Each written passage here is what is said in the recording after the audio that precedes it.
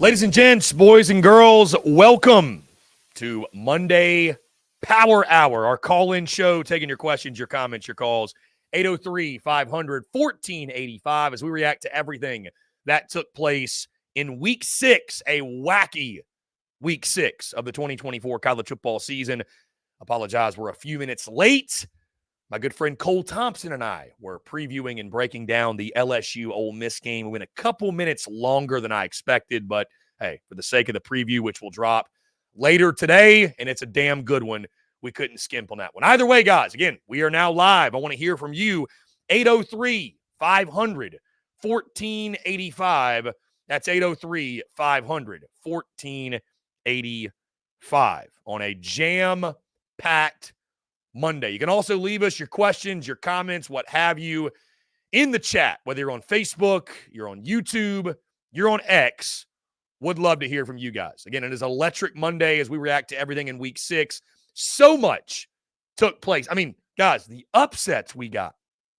And yours truly on hand to witness the one in Fayetteville, Arkansas, as Arkansas took down a top 5 Tennessee team. Vanderbilt. Shout out to Vanderbilt. Who saw that coming? The Vanderbilt Commodores taking down Alabama, right? We had Ole Miss getting a big win in Columbia, South Carolina. I mean, we had Florida, which went very under the radar, getting a big win against UCF, one that Billy Napier absolutely had to have. So again, guys, we're reacting to everything. The phone lines are now officially open. I want to hear from each and every single one of you. 803-500-1485. That's 803-500-1485. Guys, I want to start and say a heartfelt thank you to the folks of Fayetteville, Arkansas, and the Arkansas Razorbacks and Arkansas football. I want to say thank you so much to those folks, man. The hospitality that I felt from not just the fans, but Arkansas football themselves. Guys, I'll tell you this. One of the biggest reasons we went out there was the love and support we felt from those folks in Fayetteville. More on that in a second. I want to jump to the phone lines here. Call from Lucas Hill. My man Lucas, what's up, man? How are you? Chris, I won't take too much of your time. All I got to say is this. I was right about Diego Pavia in January, and I'm right about Diego Pavia still. College football is the greatest freaking sport in the world, and it showcased that on Saturday. Chris, have a great day. We'll see you on Saturday.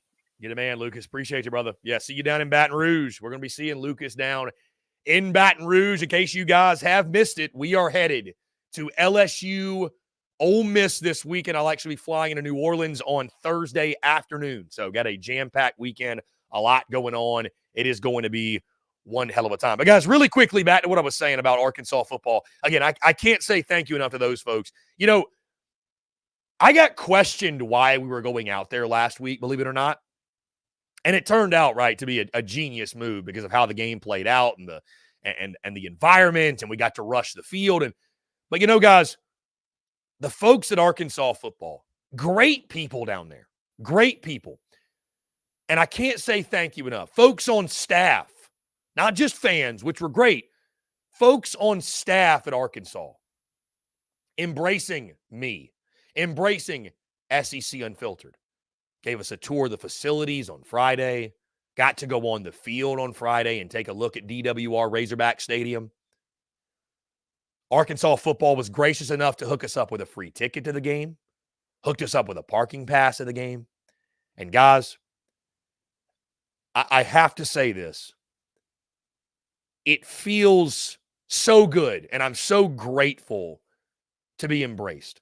I cannot say thank you enough to Arkansas football for their love, for their support. And it's, guys, it's not something I take for granted. It's not something I think is SEC Unfiltered or mine's birthright, especially after what I dealt with for years on end in my previous venture, just to be totally transparent. To now be going across the SEC and feel the love at each of these different stops, it's not something I take for granted. It's absolutely something it's not something we have to have to operate and do what we're doing and grow and scale, but it is something that's really special and that I'm appreciative of. And again, I can't say thank you enough to the great Arkansas folks. I can't say thank you enough to Arkansas football. And again, for the Arkansas fan base, that was one guy's going around the tailgate on Saturday, talking with Arkansas fans, a really passionate fan base. I mean, a group of folks that they love the Hogs, man. They love the Hogs. But you could tell a fan base that had been beaten and battered and bruised and was starting to lose hope and starting to lose faith and starting to lose belief that the Razorbacks could get it done. So happy for those folks in Fayetteville, man. So happy for those folks in Fayetteville who now have a new outlook on what the 2024 season and maybe the entire Sam Pittman era can be. So really happy for you guys. Again, guys, phone lines are back open. I just wanted to say that really quickly. Thank you so much to Arkansas football. Again, the love, the support, y'all rocking with us. It's something I don't take for granted because I've seen the other side of it during my tenure, believe it or not. All right, let's turn to the phone lines here. Panic Ritter. Panic Ritter, what's going on, man? You're on the air. How you doing? I'm doing well, man. How are you? Good. 2 weeks this football team has before Ole Miss.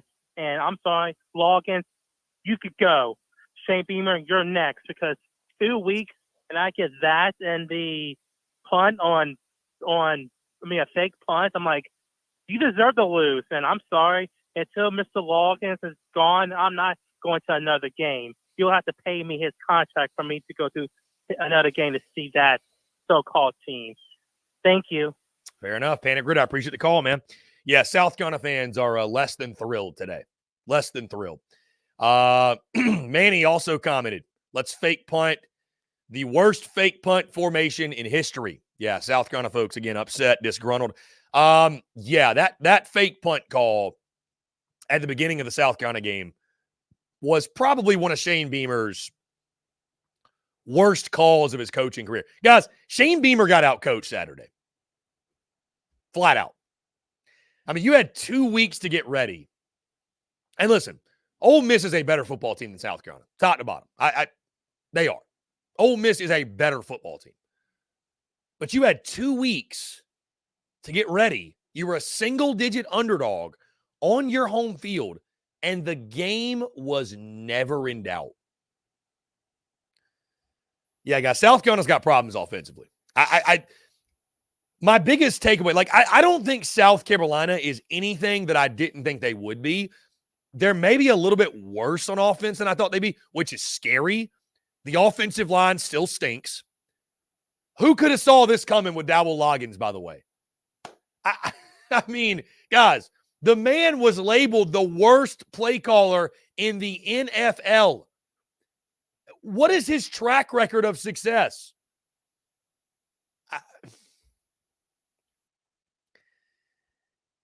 I don't know, man.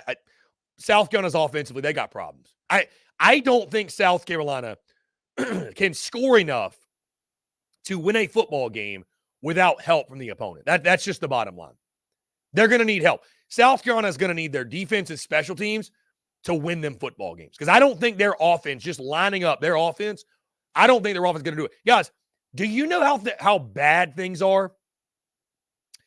Do you know how bad things are in Columbia, South Carolina right now when it comes to the offensive side? Things are so bad in Columbia that there are Gamecock folks that are convinced that Robbie Ashford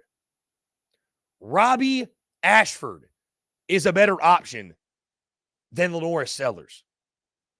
What a fall from grace. What a fall from grace. Guys, phone lines are back open, 803-500-1485. Evan Hart, how does DeBoer make his Alabama team more disciplined? They play like mad little cats half the game. Evan, that's a great question. And that's something, if I was a Bama fan, I would be very, listen, bro, what Malachi Moore, the actions of Malachi Moore's got to be punished internally. There's no question. Dude, he is a captain This man is supposed to be one of your leaders, and he is throwing a temper tantrum on the field. I mean, acting like a child. Like, dude, you got your ass whooped. Take it like a man. I know you're not used to losing because you play at Alabama, but take it like a man. The way Malachi Moore acted end of game, like, you love a guy with passion and aggression and all that, but, like, you got to be able to control it. What we saw from him, I mean, I don't know if you guys saw the shoving of Diego Pavia's head into the turf at the end of the game. And then you got him throwing the mouthpiece and you know,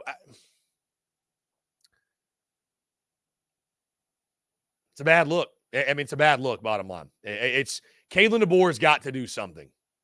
There's got to be some sort of punishment internally for Malachi Moore. I think absolutely. Our guy, J-Rod.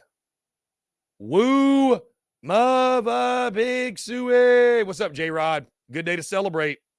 In the pod with J-Rod. Good day to celebrate, my friend. Congrats to the Hogs. Congrats to the Hogs, man. Well-deserved. A well-deserved victory for Woo Pig Suey. Well-deserved victory. Like I said, couldn't be happier for the fan base, man. I mean, just talking to folks, like, admittedly, guys, the tailgate at Arkansas was a little bit more subdued than some others, but I think a lot of it was just because, you know, it's a fan base that, like, it felt like there was like this dark cloud, like, following these fans of, like, man, here we go again. No, we're not going to get blown out. We're going to lose in heartbreak. We're going to lose in heartbreak. So I couldn't be happier, man, couldn't be happier for Arkansas fans. I mean, really, truly, man, a fan base that needed it, had to have it, and deserved it. I mean, the way Arkansas played, listen, Arkansas lined up and whooped that ass. That's it. That wasn't a cheapie. That's the thing that's crazy with these upsets, guys. That's what's crazy with these upsets, is that these upsets weren't cheapies. Like, nobody just, oh, man, they slept walk and they got beat. Vandy beat Bama. Arkansas beat Tennessee. Like, neither of those big upsets were flukes. I really don't think that. Now, listen. If Vandy and Bama squared off this weekend, do we get the same result? It's debatable. I doubt it. But doesn't matter. We're not Hugh Freeze, right? 9 out of 10 times. We're not Hugh Freeze. What matters is the one you play. And the one they played on Saturday, Vandy just lined up and punched Bama in the face. You know, it's crazy, guys. I sat here a week ago today praising Kalen DeBoer and Alabama football and, man, like, what it's like to pull for the Crimson Tide. What a life, right? And I stand by all that. But a week later, my takeaway now is, hey, Bama fans, you still live the good life. But this is life without Nick Saban.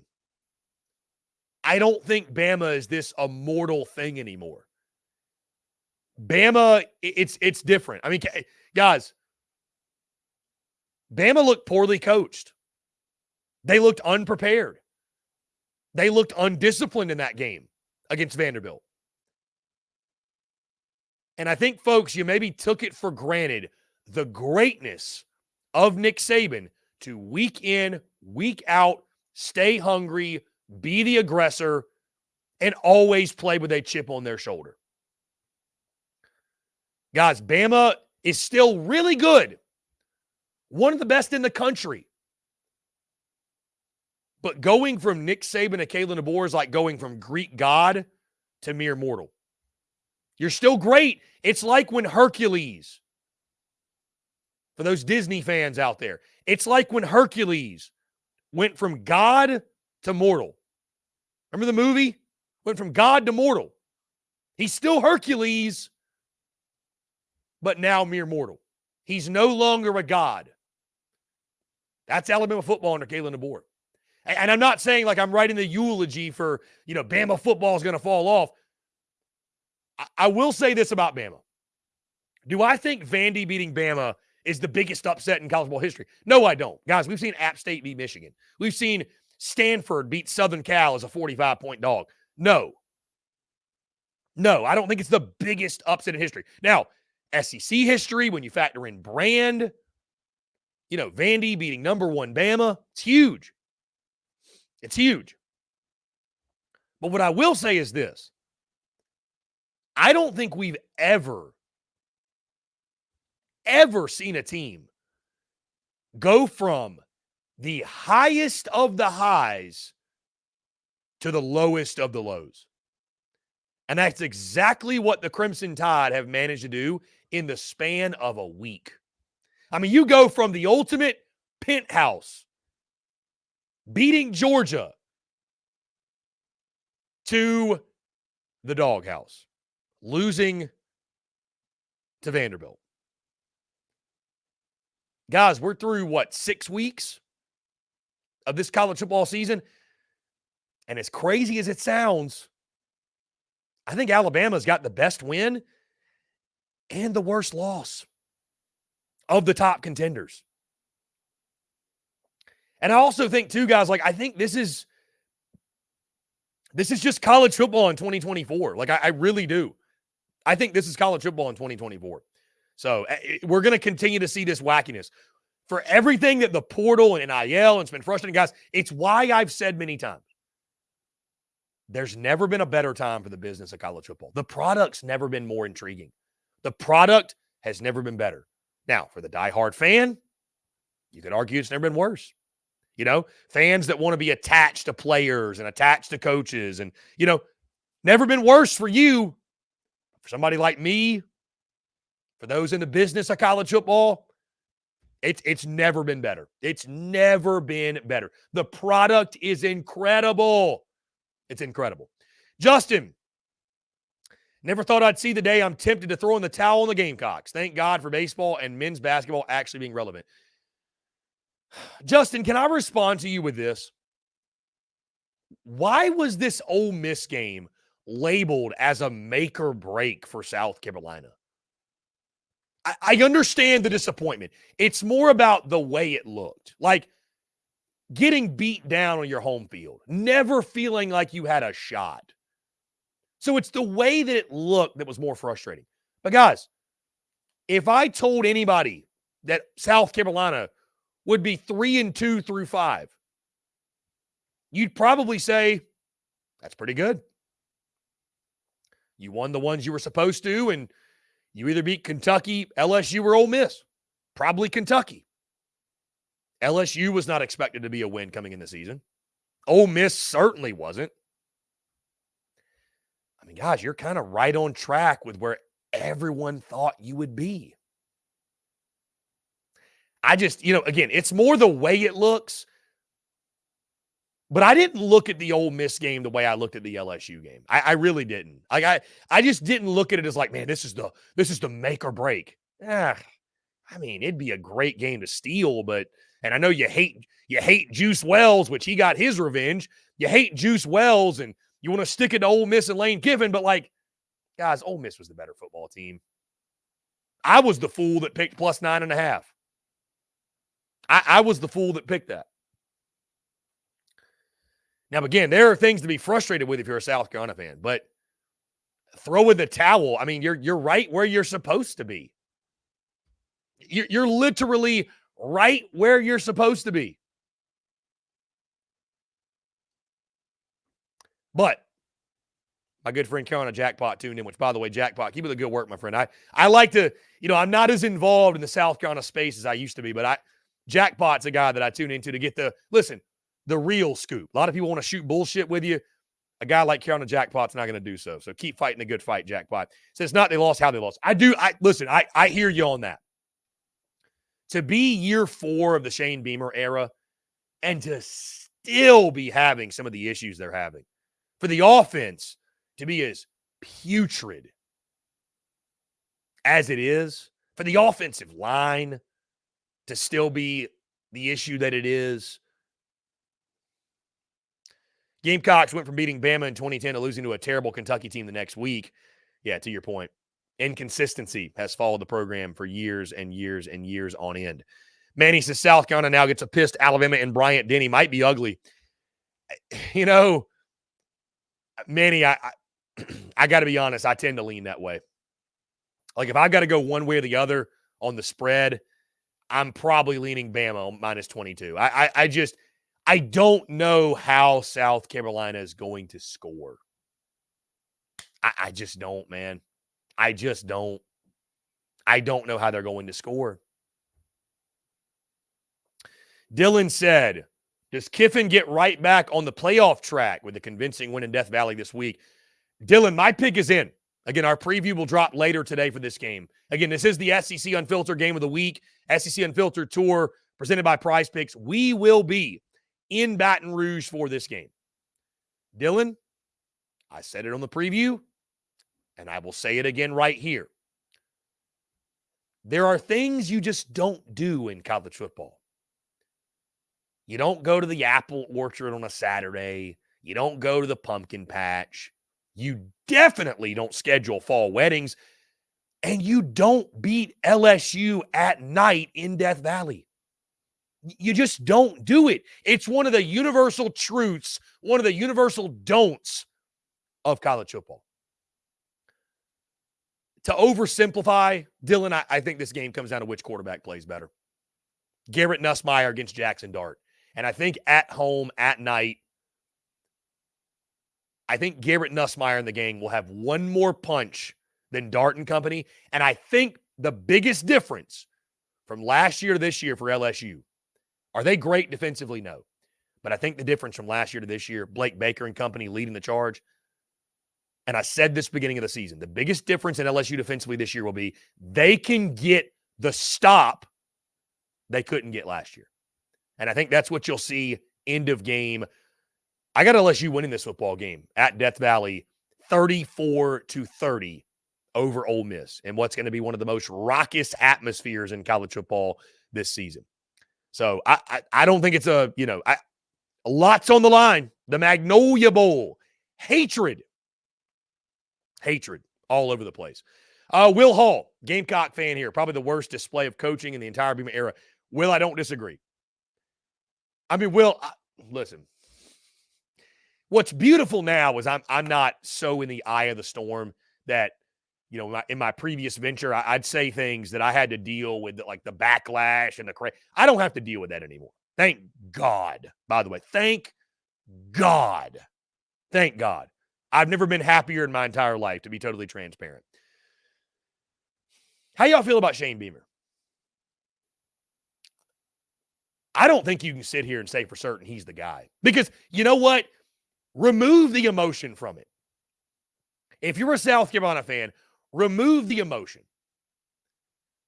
The bag of goods that you were sold when Shane Beamer was hired, hey, he's never been a head coach, but you know what he is going to do? He's going to go out and hire elite coordinators. That's what he's going to do for certain. And you know what? I don't think Clayton White was a terrible hire. The defense is much better this year. I'm going to leave that side of the ball alone. But guys, this is 2024 where it's all about offense. It's all about scoring points. And the two OCs that Shane Beamer has unapologetically hitched his wagon to are Marcus Satterfield and Dowell Loggins. What more needs to be said? And who can forget when Dowell Loggins was hired?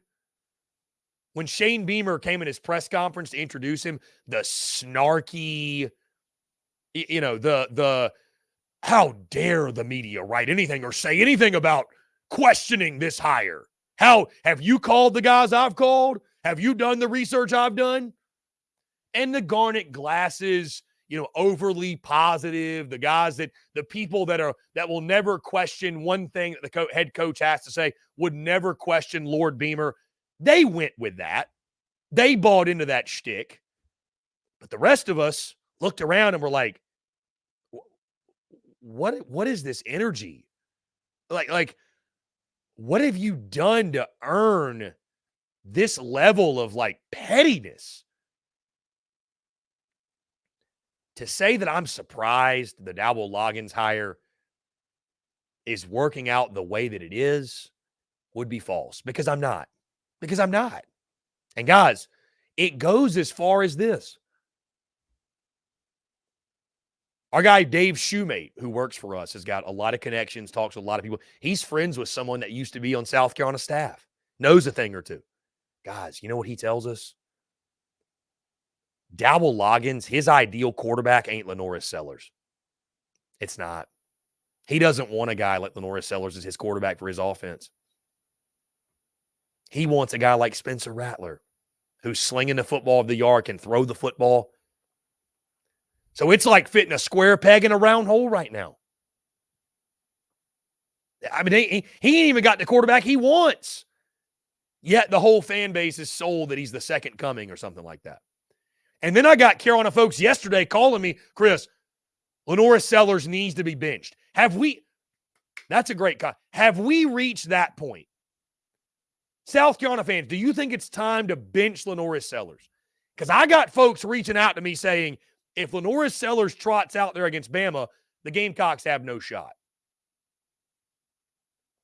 Are Carolina fans really calling for Robbie Ashford to be the guy? What a turn of events. What a turn of events. My boy Chinook, good morning, headed to Vegas for a trade show. Give him hell, my man. Give him hell. Love it. Appreciate you, my dude. Appreciate it. Appreciate it. J-Rod, want to give a shout out to freshman Malachi Singleton and Braylon Russell. You dude, heroic. J-Rod. Those guys were heroic. Absolutely heroic, man. Absolutely heroic, dude. I got to be honest with you, J-Rod. I did not think Arkansas could win that football game without Taylon Green coming back in. Dude, Braylon Russell is a dog. Braylon Russell is a dog. A flat-out dog. The way he was running the football.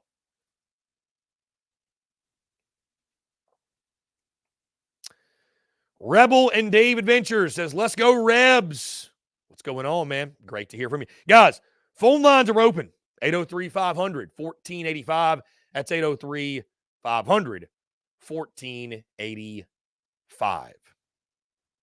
We'd love to hear from each and every single one of you. I want to go back to this really quickly. Maybe it's a topic I shouldn't touch, but you know what? We got this question. Manny, undisciplined like Dylan Stewart with his gun. Embarrassing. Listen, man. I'm going to say this. And Jackson Dart with like the perfect troll, quoting Young Dolph. What was it, like 1,000 shots and you somehow miss?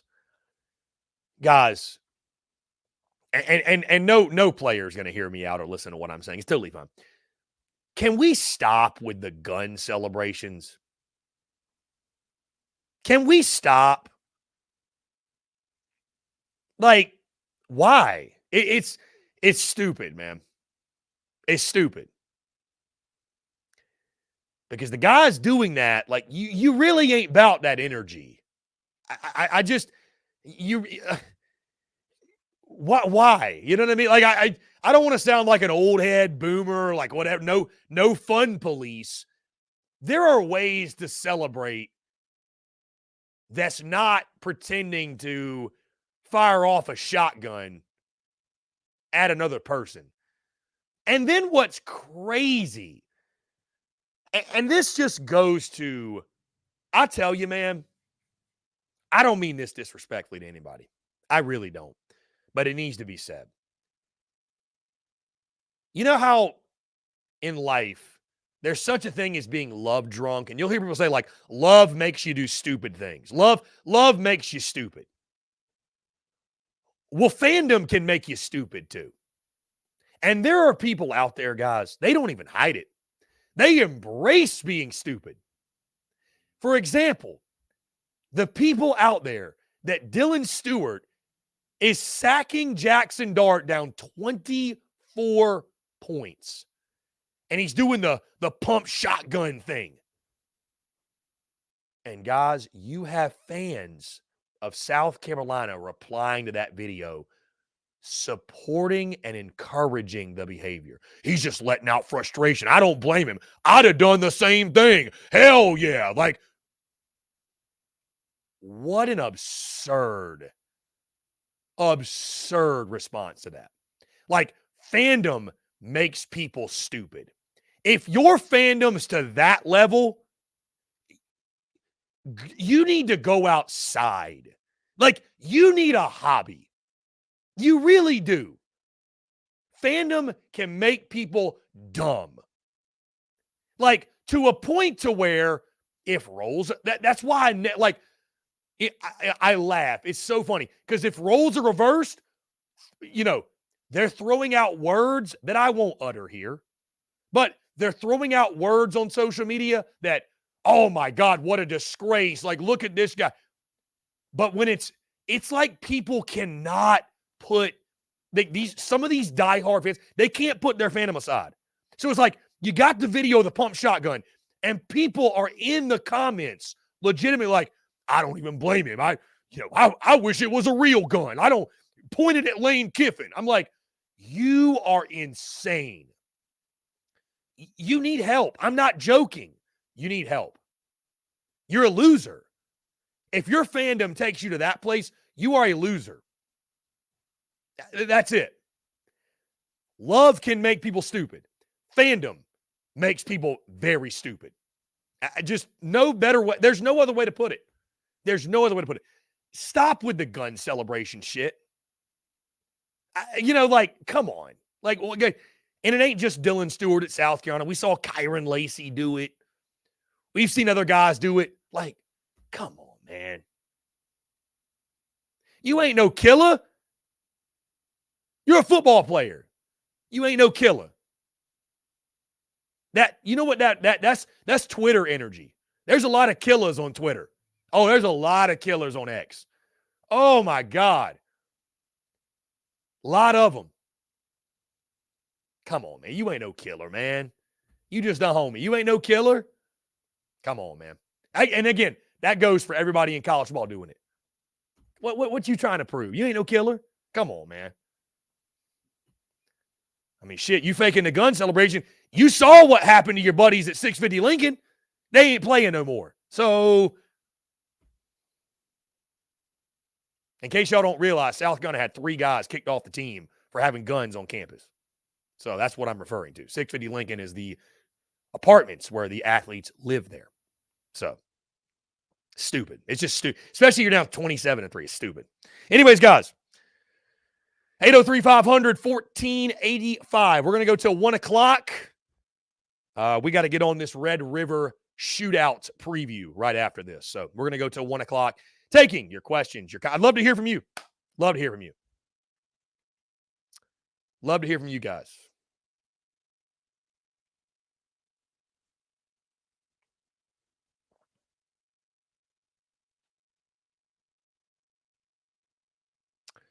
Let's see. J-Rod, Sam Pittman's best staff. Dude, J-Rod, to your point, does Arkansas have the best duo of coordinators in college football? Like, I think that's a talking point. You got Bobby P on one side, and you got T. Will on the other, Travis Williams. Arkansas might have the best duo of coordinators in the country. Like, I don't think that's too far to say. Travis Williams is a dog on the defensive side. Like, what he's getting out of that defense, I'm not saying they don't have some good football players. Xavier Sori, dog. Landon Jackson, dog. But what they're getting out of that defense, I mean, guys, there were people talking about they had the worst linebacker room in the conference coming into the year. Their linebackers are playing out of their mind. We'll see if they can keep it up. They've got some stiff tests upcoming. Ole Miss, Texas, LSU, for example, on the schedule. But what that Arkansas defense did, and then Bobby Petrino on the offensive side dialing it up, I think we got to have that discussion. I think Arkansas very well might have the best coordinator duo in the country, offensively and defensively. Really, truly might.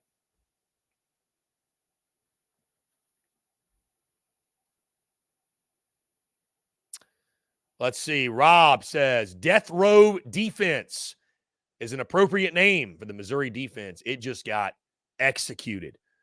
Dude, A&M took Mizzou to the woodshed. It's just like, there's no other way to put it, man. They took them to the woodshed. You know, I thought the reaction was really funny. I'm trying to give A&M some respect. Everybody says Mizzou's a fraud. I get it. Fraudulent in regards to a top 10 team? Yes. I don't disagree. I think Mizzou's still a pretty solid football team. Are they a top 25 team? I think so. Why is saying that A&M is a college football playoff contender, why is that a crazy take? Guys, have you looked at their schedule? And then I got people pushing back like, no way, man. They're going to end up 9-3. Do you realize 9-3 is on the cusp of being in the playoff? Like, I didn't say they're a lock.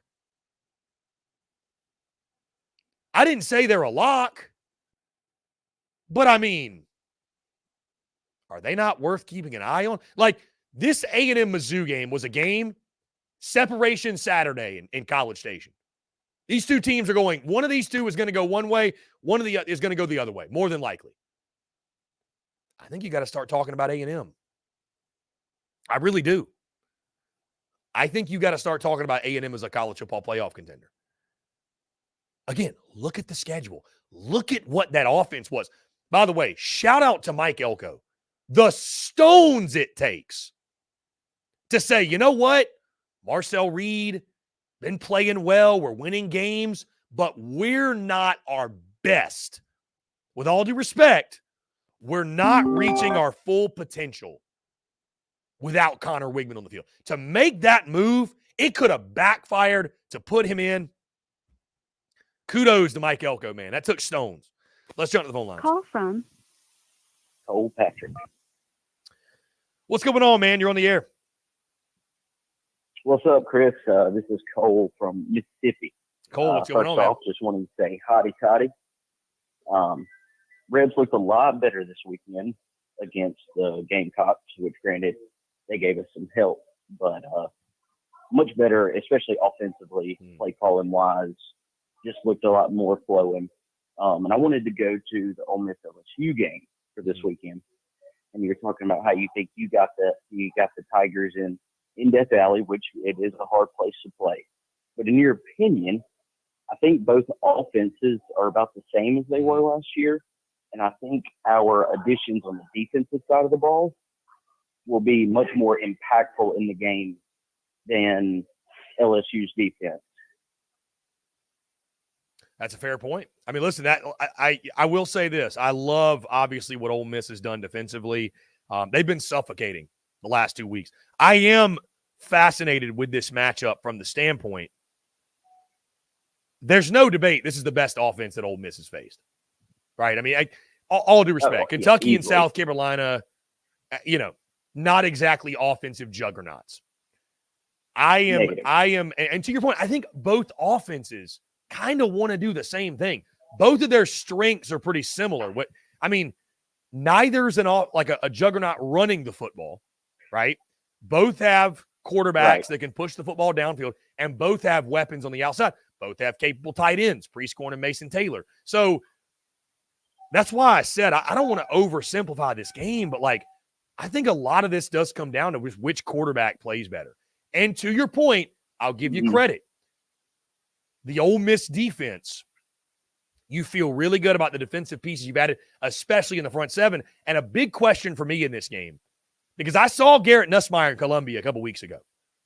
If Ole Miss is able to get in his face and pressure him, especially up the middle with Walter Nolan in that game, right?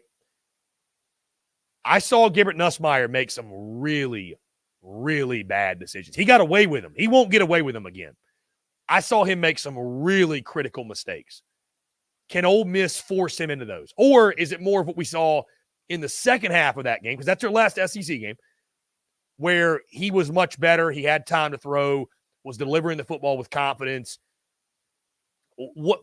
Can Ole Miss force Garrett Nussmeier into that critical mistake? Because this is a game, I think it's going to come down to 3 or 4 or 4 or 5 plays. And so a Nussmeier interception or a Jackson Dart interception or a turnover could be the difference in this one. So to your point, listen, I think it's going to be a great game down to the wire. This could be last possession wins it. I don't think your confidence is misguided when it comes to the Ole Miss defense. They've been really good. I do think LSU is going to be able to push the ball vertically. They have been really good in pass pro. That's a matchup, again, I'm really excited to see. LSU's offensive line, they've got a lot to prove, too. This is supposed to be one of the best offensive lines in the country, and they haven't lived up to that, especially running the football. Can they find which of these two offenses can find balance? And I do agree with you, Ole Miss's defense is probably going to make it more of a challenge, but this just kind of feels like a game to me, man, where it's going to be a little bit higher scoring, last possession wins it. So we'll see. Again, I don't think your confidence is misguided, but this is definitely the Ole Miss defense. This is going to be their stiffest challenge yet when it comes to what LSU, the challenges they present offensively. Yeah, I definitely agree that. But I also think that LSU, this is probably the best defense they've seen up to this point. Good point.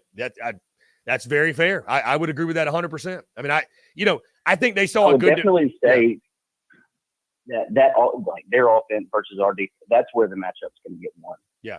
I think we'll be able to score points. I mean, if it depends how many they're putting in the box. They're loading the box. I think Jackson Dart and all his weapons have a heyday.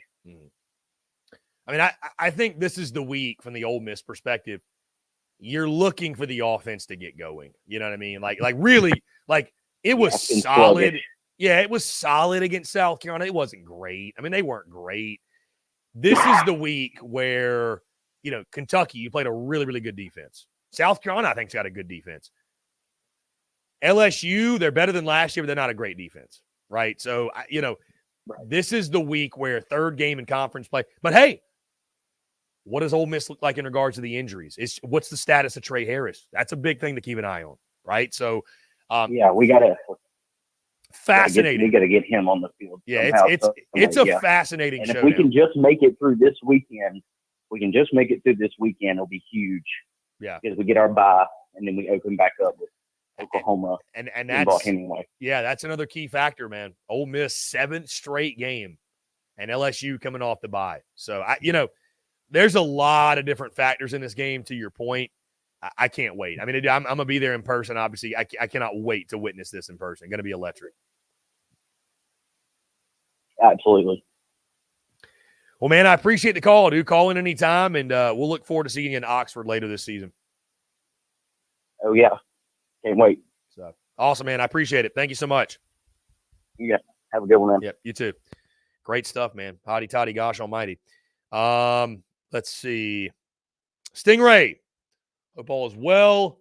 Folks on the West Coast affording to monitor Hurricane Milton. It is now a Category 5. Yeah, prayers of the folks in the state of Florida, man. It's like we just had one, and now Florida's about to get hit hard, really hard. So if you got to evacuate, get out of there. Yeah, it's tough. Let's see. Ribble and Dave, our offense has got to do better. Missed several touchdowns. Can't fumble the ball in the end zone. Expect to be at LSU. Yeah. This is the week for Ole Miss where I think it's an Ole Miss fan. Like, hey, we need to see the offense, pick it up. Need to see the offense pick it up. Be what we expected. It has been kind of sluggish, to your point. Manny, who does Texas lose to in the SEC besides Georgia? Seems like a walk in the park for them. We talked about this before the season, Manny. The schedule is conducive to a big year. It's conducive to a big year, man. We talked about it. It is conducive to a big year. Now, I'll say this, Manny. After what we just watched in college football this past weekend,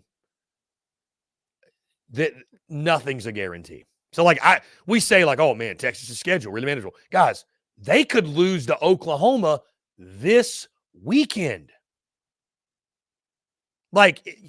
Don't tell me they can't lose that game. Don't tell me Texas can't lose to Oklahoma. If you've paid attention to Red River, that thing is far from a guarantee. Not that my picks, dude, I've been struggling on the gambling side. Anybody who's taking my picks, I'm really sorry.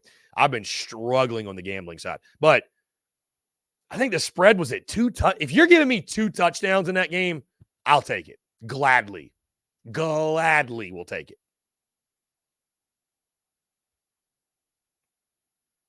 I will gladly take it.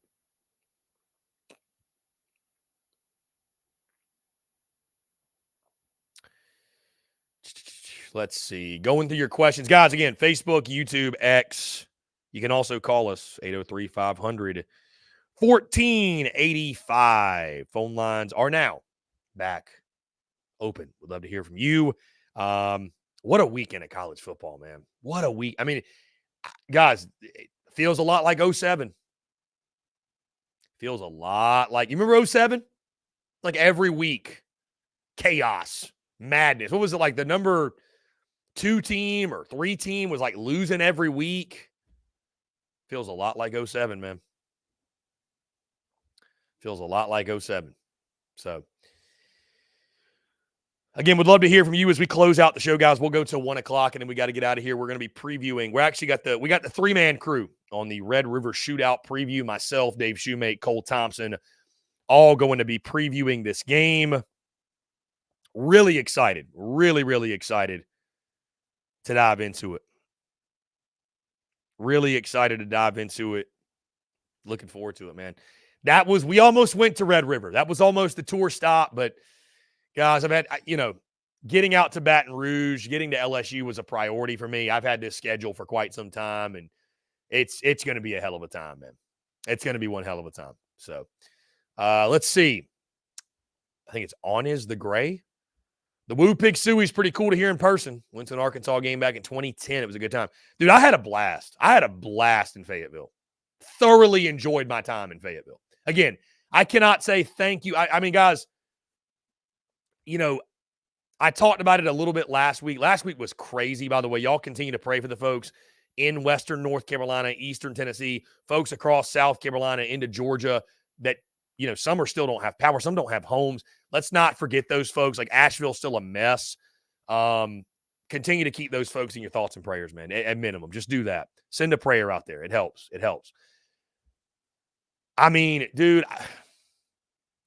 and I say this every week, and I don't mean to sound like a broken record, but I can't help it. I feel so immensely blessed, man. Like what we're doing is really special. Like we stay so wrapped up and in the week-to-week grind, the day-to-day grind, getting out this next piece of content or traveling to this next place or doing this next thing. When you take a moment to zoom out and really look at it, it's like, man, what we're doing is really special, man. Like I used to dream about stuff like this, like doing this tour thing. This was a dream years ago. Like, man, wouldn't it be cool to go on the road weekly and see different stadiums and go to different venues? This was a dream, guys. It was a dream. And it's like, you have to pinch yourself. You're like realizing like, man, I'm actively living out these dreams, man. And it gives you such confidence. Like, dude, we can do anything. Like anything we speak into existence, we set our mind to. If we're consistent and we work and we focus on the things we need to focus on, we can make anything a reality. Like there's nothing out of our reach. And to be entering month, we just started month 10 of this SEC Unfiltered venture.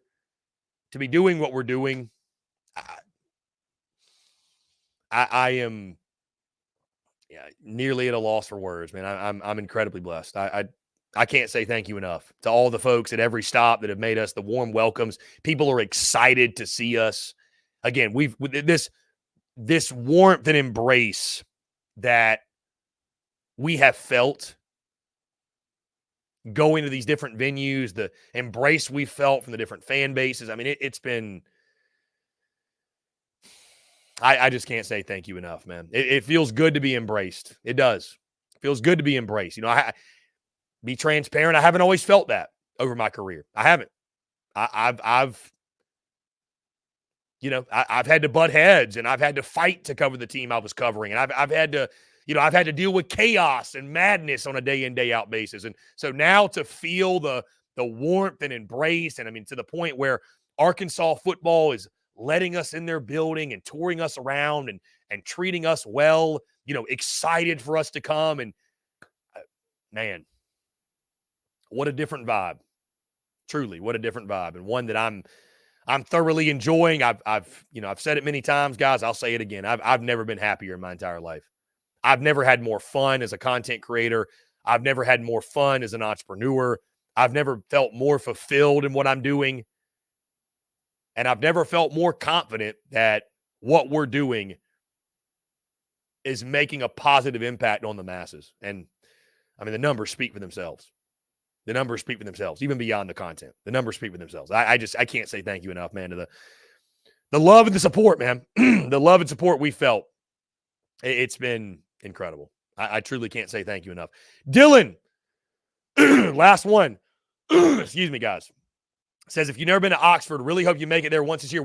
Hey, Dylan, it's on the schedule. We are planning on going to Oxford, Dylan. It is on the schedule. I'll let you know. That's probably going to be a month of November trip, but we are planning on going to Oxford, Mississippi.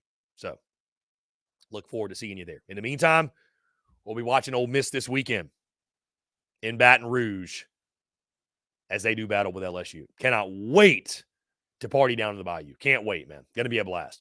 Guys, that's going to do it all for me. Appreciate each and every single one of you tuning in. We're going to get out of here. We got a lot of stuff to do. Previews dropping today. We're live on TSU, Texas Sports Unfiltered, 2 to 3 Eastern. Y'all check us out there and stay tuned for all of our content.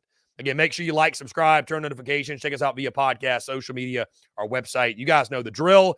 And, can't say thank you enough. Monday Power Hour officially in the books for this week. Again, thank you all so much. Appreciate you taking the time, and we will talk to you all on the other side.